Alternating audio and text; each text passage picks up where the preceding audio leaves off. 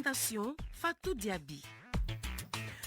Planifier des stratégies en amont de l'hivernage. Le sujet était au cœur d'une rencontre au gouvernorat du district de Bamako entre autorités coutumières et élus locaux. On en saura plus dès le début de cette édition. Communément appelés katakatani chez nous, les mototricycles deviennent de plus en plus un véritable casse-tête dans la circulation. Bien qu'elles nous viennent en aide dans le transport de nos bagages souvent volumineux, nombreux sont ceux qui se plaignent en circulation. Un dossier à suivre dans ce 12 heures. Hors de nos frontières, Aïssata Yanogo sera en direct pour décrypter l'actualité internationale qui nous amène au Togo où la révision des listes électorales est lancée. Et aussi, nous irons au Gabon pour parler du dernier jour de la campagne présidentielle. Dames et messieurs, en vous espérant en santé, bonjour et merci de nous recevoir chez vous pour vous informer. Je le disais au sommaire, ce jeudi, la salle de conférence du gouvernorat du district de Bamako en commune 4 a abrité une conférence au débat autour de la démolition des constructions illicites sur les berges du fleuve Niger et dans les marigots de Bamako. Cette rencontre a réuni les autorités coutumières, les élus locaux ainsi que plusieurs ministres. Elle était présidée par le gouverneur du district. Objectif, planifier des stratégies en amont de l'hivernage. Mamadou Doumbia nous fait le compte rendu.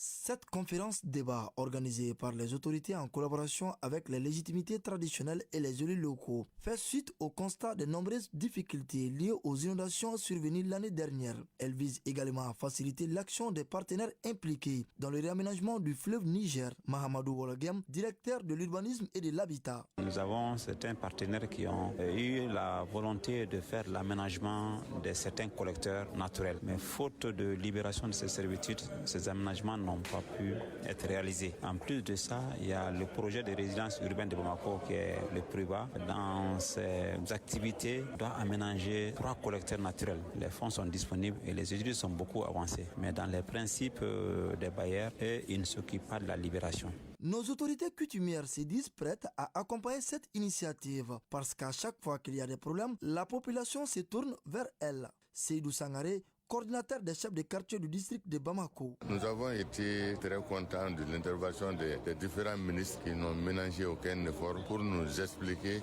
la teneur même de la situation. Et notre implication, nous demander notre implication, l'implication totale des légitimités traditionnelles qui, à chaque inondation, sont assaillies par différentes demandes de la population, comment les reloger, comment les prendre en charge. Donc si l'État trouve une solution à ces problèmes, ça ne fait que nous renforcer de plus et nous y adhérons pleinement. Face à ces fléaux des inondations, il est crucial de poser les problèmes clairement et de l'aborder avec des démarches administratives appropriées pour y faire face. Oumarou Togo, maire de la commune 1. Tout le monde sait aujourd'hui la servitude des lieux de Marigot ont totalement été occupés d'une manière incertaine, d'une manière incontrôlée. Et compte tenu des expériences qui ont été vécues de 2013, l'expérience de 2013 jusqu'à nos jours, précédemment, il y a eu des inondations qui ont vraiment fatigué la population. Il est quand même nécessaire et normal que quand les plus hautes autorités nous invitent par rapport à la question de la libération des attitudes, c'est de notre responsabilité en tant que responsable des collectivités. Nous devrons y veiller, nous devrons y accompagner le gouvernement pour que cette mission soit menée à bon port. Protéger le fleuve Niger et les marigots exige l'implication de tous. Chacun doit jouer son rôle pour préserver notre environnement selon nos intervenants.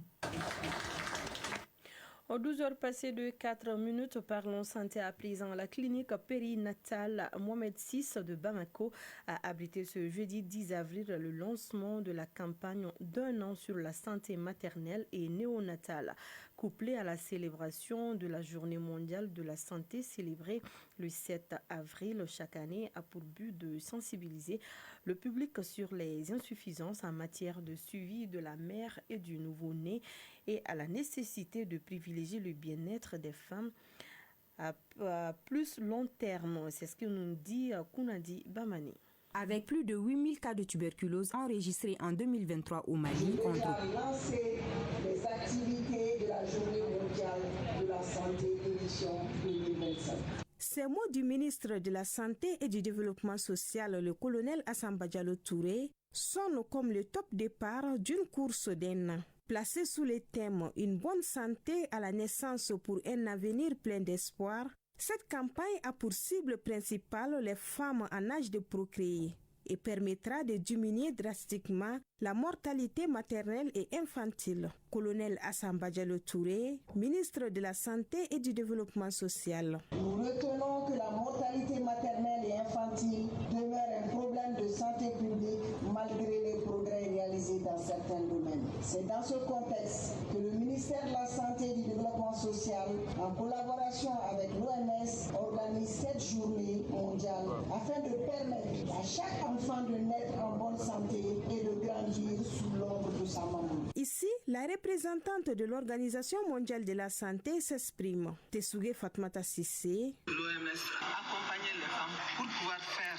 les consultations prénatales, en tout cas pour pouvoir fréquenter les centres de santé pendant la grossesse et ensuite s'occuper des enfants dès leur naissance. La cérémonie a pris fin par une visite guidée des locaux de la clinique périnatale Mohamed VI et la remise de matériel de soins prénatal et néonatal. Aussi sur place, des stands d'information sur les hôpitaux et les lieux publics permettaient de sensibiliser le grand public sur les services de santé maternelle au Mali.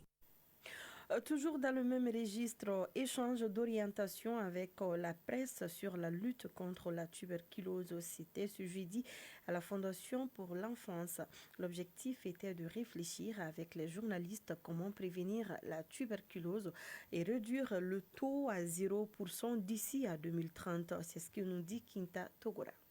Avec plus de 8000 cas de tuberculose enregistrés en 2023 au Mali, contre plus de 7000 en 2022, soit une augmentation d'environ 5%, la tuberculose constitue la maladie la plus meurtrière après la Covid. Selon les techniciens, le tiers de la population mondiale est infecté par cette maladie, soit 10,9 millions parmi eux. Dr Lamine Koulibaly, chargé de la cellule sectorielle de la lutte contre le VIH, les hépatites virales et la tuberculose. C'est une maladie contagieuse due à un bacille qu'on appelle le bacille de Koch. Cette rencontre d'échange vise à mieux outiller les journalistes sur l'ampleur de la maladie quand on sait que le premier cas de tuberculose a été enregistré en 2019. Dr Lamine Koulibaly. Le traitement, ça se fait par voie orale. Les symptômes, comme c'est connu, on va dire, côté, si c'est pulmonaire, c'est remarqué par une toux avec des expectorations associées à une altération de l'état général, une fièvre puis amaigrissement. Selon le rapport 2023, le Mali a enregistré 8266 cas de tuberculose. Cette rencontre a permis aux hommes de médias d'apprendre sur la tuberculose, à savoir comment elle est traitée et les moyens de prévention, entre autres. Mariatou Koulibaly, participante. Déjà avec les spécialistes, on a pris conscience que la maladie elle est contagieuse et qu'elle était de deux formes également.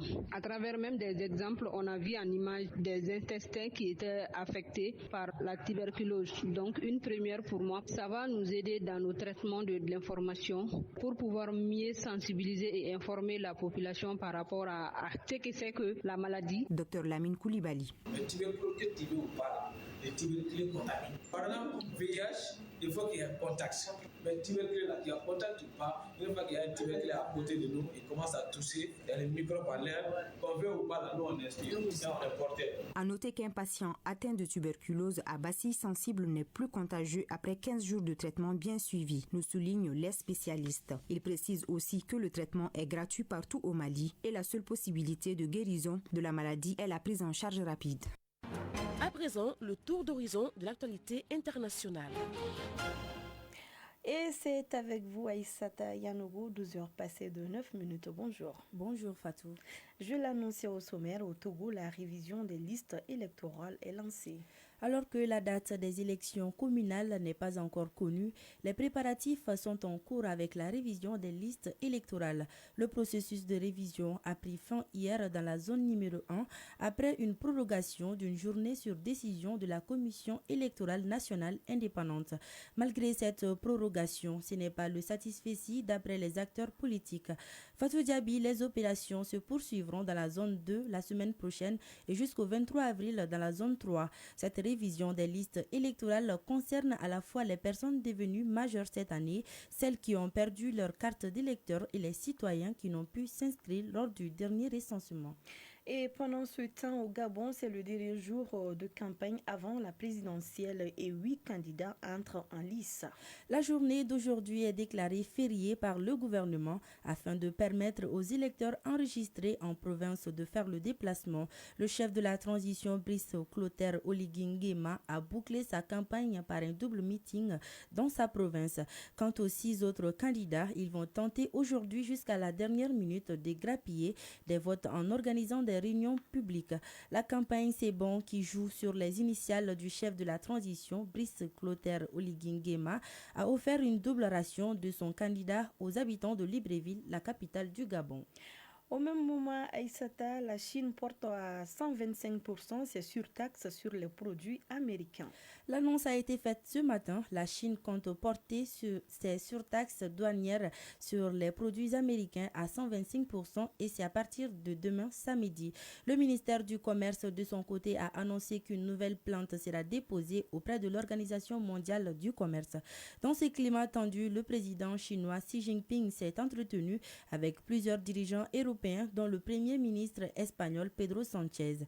Objectif, resserrer les liens économiques et afficher une unité face aux politiques protectionnistes américaines.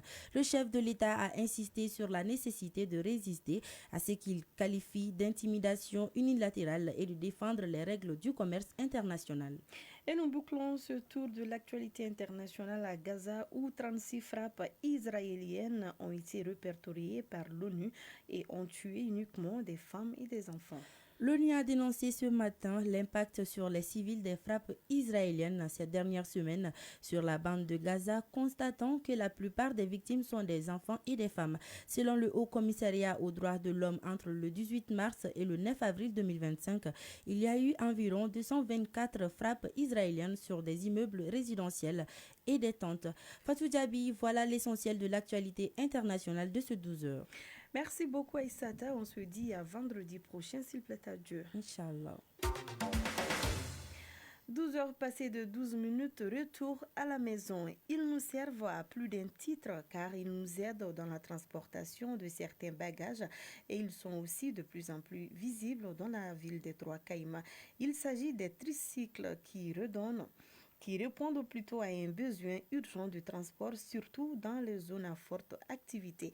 Par contre, leur conduite souvent désordonnée soulève des inquiétudes dans la circulation routière. C'est ce que nous dit Fatoumata Yanogo qui a fait le constat. À Bamako, les tricycles, encore appelés katakatani, sont devenus un moyen de transport prisé par les populations pour le transport des marchandises. Accessibles et économiques, ils permettent à de nombreuses personnes de gagner leur vie. Abdul Koulibaly, conducteur de tricycle, nous le confirme. Je suis conducteur de tricycle et je ne fais pas d'autre métier à part ça. On rencontre beaucoup de problèmes dans l'exercice de ce métier, surtout dans la circulation. Les automobilistes nous fatiguent beaucoup. Les commerçants utilisent beaucoup les tricycles dans la capitale.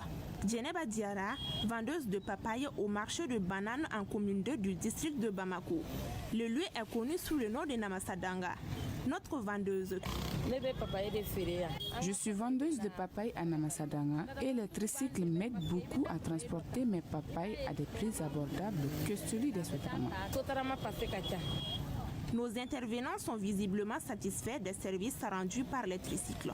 Cependant, qu'en est-il des usagers de la route?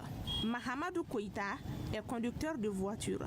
Il déplore la conduite très souvent anarchique de ces engins à 3 roues. Je pense que les tricyclistes, souvent, ils causent beaucoup d'ennuis au sein de la circulation parce qu'il y en a plein parmi eux qui ne savent vraiment pas le code de la route. Il n'y a pas quand même une route spéciale pour eux, mais je pense que quand ils sont aussi avec nous, ils devraient au moins savoir leurs droits. Mahmoud Touré, motocycliste. La cohabitation avec les tricyclistes sur la route n'est pas du tout facile. Ils ne sont pas vigilants et ils font tout ce qu'ils veulent sur la route. C'est seul Dieu qui peut nous sauver avec eux. Aujourd'hui, les tricycles représentent une solution de transport accessible et économique pour les populations. Ils offrent également une opportunité de travail pour de nombreux jeunes Maliens qui n'ont pas d'emploi. Toutefois, leur encadrement est à revoir pour éviter tout danger pour les usagers de la route. Qui est bien dit à présent, faisons place aux nouvelles du ciel.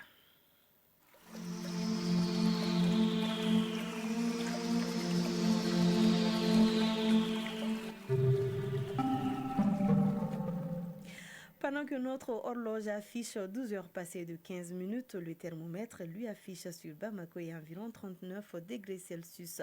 La maximale sera de 42 degrés Celsius et le soleil lui finit sa course à 18 heures passées de 44 minutes.